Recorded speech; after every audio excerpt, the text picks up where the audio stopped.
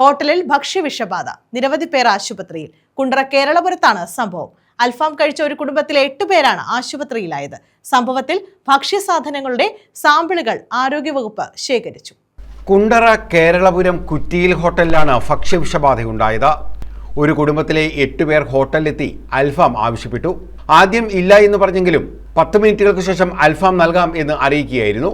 അൽഫാം കഴിച്ച ഒരു കുടുംബത്തിലെ അംഗങ്ങളായ അക്ബർ ഷാ, താജുനിസ, അൻവർ, സജിദ, 9 വയസ്സുകാരിയായ ഇർഹാന ഫാത്തിമ, 6 വയസ്സുകാരൻ മുഹമ്മദ് റഫീൻ, 3 വയസ്സുകാരൻ മുഹമ്മദ് ആലം എന്നിവർക്കാണ് ശാരീരിക അസ്വസ്ഥതകൾ ഉണ്ടായത്. ഇതേ തുടർന്ന് ഇവരെ ആശുപത്രിയിൽ പ്രവേശിപ്പിച്ചു. 2 ദിവസം മുമ്പ് ഇവിടെ നിന്ന് ആഹാരം കഴിച്ച ജിനോ ജോയി, സോനു, സോഫിയ, അനീഷ് എന്നിവർക്കും ഭക്ഷ്യവിഷബാധ ഏറ്റതായി പറയുന്നുണ്ട്. ഒരാളെ ICUവിലും മറ്റുള്ളവരെ അത്യാഹിത വിഭാഗത്തിലുമാണ് പ്രവേശിപ്പിച്ചിട്ടുള്ളത്. ഇവർ അപകടനില തരണം ചെയ്തതായി ആശുപത്രി അധികൃതർ അറിയിച്ചു. കുണ്ടറ SHO തൻസീർ അബ്ദുൽ സമദിന്റെ നേതൃത്വത്തിൽ SIമാരായ അതുൽ, കിരൺ, സജിത്ത്, മനോഹരൻ പിള്ള, CPOമാരായ പ്രമോദ്, ശ്രീജിത്ത് എന്നിവരടങ്ങിയ സംഘം സ്ഥലത്തെത്തി ഭക്ഷ്യസാധനങ്ങളുടെ സാമ്പിളുകൾ ശേഖരിച്ചു.